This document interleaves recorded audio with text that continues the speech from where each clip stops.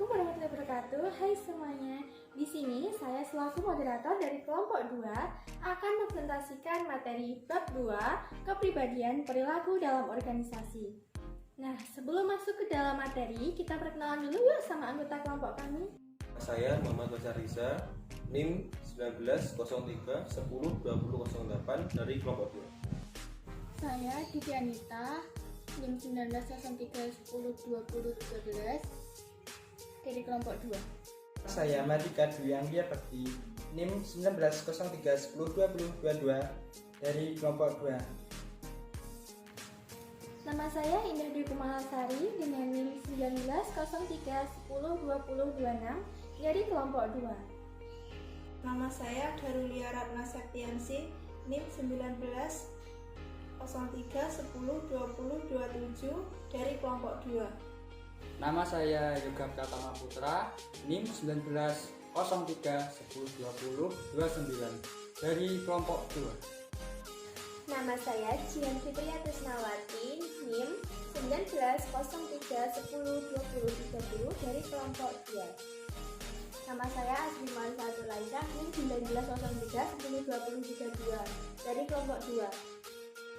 Nama saya Teddy Nugroho, NIM 1903 10 20 34 dari kelompok 2. Saya Uri Wulandari, NIM 19 031 02045 dari kelompok 2. Kepribadian. Pengertian kepribadian. Kepribadian adalah karakteristik individu yang menunjukkan kecenderungan identitas melalui pemikiran, emosi, perilaku, dan merupakan produk interaksi antara genetik dan pengaruh lingkungan. Dalam perkembangannya, teori kepribadian memiliki 3 pendekatan, yaitu yang pertama pendekatan sifat. Teori kepribadian sifat atau trait didasarkan pada alasan predisposisi mengarahkan perilaku individu dalam pola yang konsisten. Yang kedua, pendekatan humanis. Teori kepribadian humanistik menurut Roger dalam Gibson pada tahun 1996, pendekatan untuk memahami kepribadian yang menekankan pada perkembangan individu dan aktualisasi diri seseorang. Pendekatan dalam memahami kepribadian adalah humanistik atau berpusat pada manusia dan percaya bahwa yang paling dasar dari organisme manusia adalah untuk aktualisasi diri.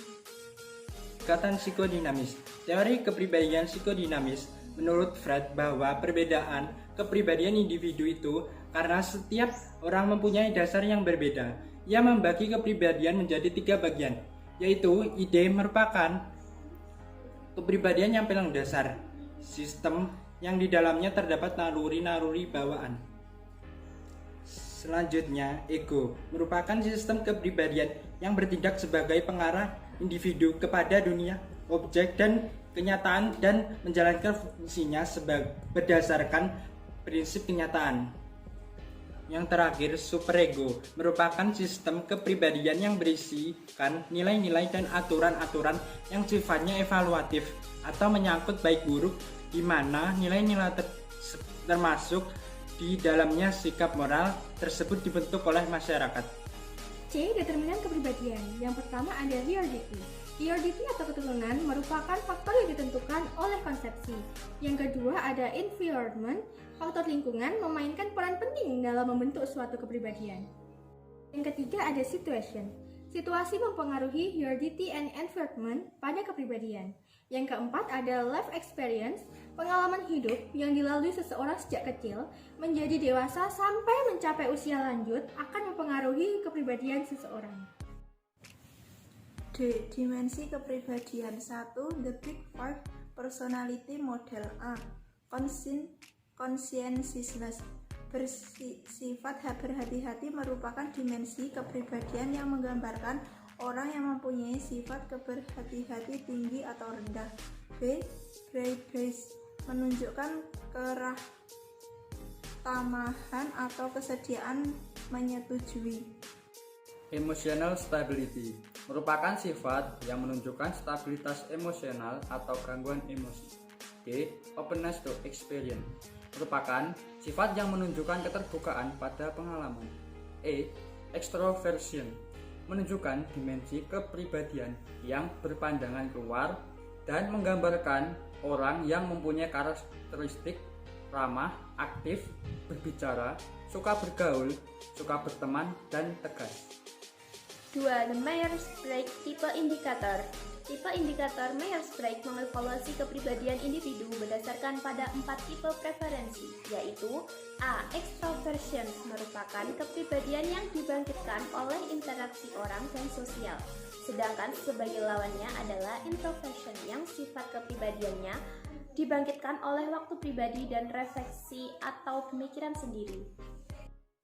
B. Sensing merupakan kepribadian yang bersifat menyukai fakta dan data yang jelas dan konkret, sedangkan sebagai lawannya adalah intuition yang merupakan kepribadian yang bersifat menyukai firasat, dugaan, dan spekulasi berdasar teori dan imajinasi. C. Thinking merupakan sifat kepribadian yang mendekati keputusan dengan analisis logis dan kritis, sedangkan sebagai lawannya adalah feeling yang mendekati keputusan dengan menekankan pada kebutuhan dan perasaan orang lain. D. Judging merupakan sifat kepribadian yang mendekati tugas dengan perencanaan dan penetapan tujuan, sedangkan sebagai lawannya adalah perceiving yang menunjukkan sifat lebih menyukai, mempunyai fleksibilitas dan spontanitas ketika melakukan tugas. 3. Ada Holland Rice Model. A. Realistik, cenderung menjadi jujur, praktis, tekun, dan tidak datar. B. Investigatif, cenderung menjadi analitis, intelektual, pendiam, dan ilmiah. C. Artistik, cenderung menjadi original, independen, menurut kata hati, dan kreatif. D. Sosial, cenderung menjadi sangat membantu, memberi inspirasi, informatif, dan empatik. E. Interpresi, cenderung menjadi penuh semangat, suka bergaul, ambisius, dan mengambil risiko. F. Konvensional, cenderung menjadi berhati-hati, konservatif, mengontrol diri sendiri, dan tersusun. Kepribadian lain. A. Core self-evolution. Orang yang mempunyai core self-evolution positif, menyukai dan melihat dirinya sebagai efektif, berkemampuan, dan dapat mengontrol terhadap lingkungan mereka. Sedangkan orang yang mempunyai core self-evolution negatif cenderung tidak menyukai dirinya, mempertanyakan kapabilitasnya, dan melihat dirinya sebagai tidak berdaya terhadap lingkungan mereka. B.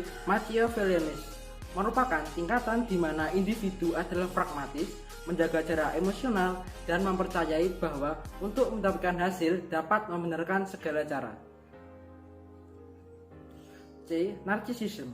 Narcissism atau kecintaan pada diri sendiri menunjukkan kecenderungan orang menjadi arogan, mempunyai perasaan dirinya penting, membutuhkan banyak kekaguman, dan mempunyai perasaan berhak.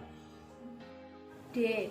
Self-monitoring menunjukkan kemampuan individual menyesuaikan perilaku mereka pada faktor eksternal, faktor situasional.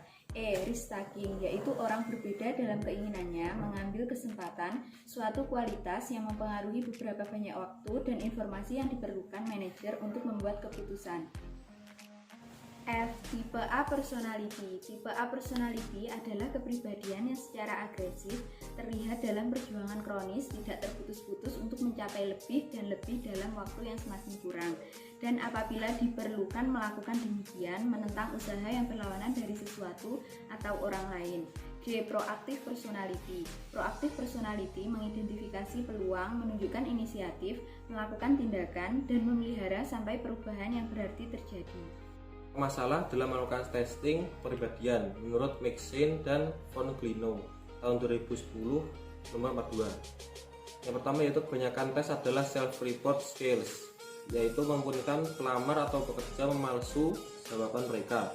Yang kedua yaitu kepribadian adalah prediktor yang relatif lemah terhadap kinerja orang. Yang ketiga yaitu beberapa organisasi menunjukkan bahwa testing kepribadian tidak menunjukkan citra menarik dalam organisasi. Sekian presentasi dari kelompok kami. Bila ada kurang lebihnya kami mohon maaf. Semoga presentasi hari ini dapat bermanfaat bagi kita semua. Dan untuk teman-teman yang ingin bertanya, silahkan langsung tulis di kolom komentar ya. Terima kasih. Wassalamualaikum warahmatullahi wabarakatuh.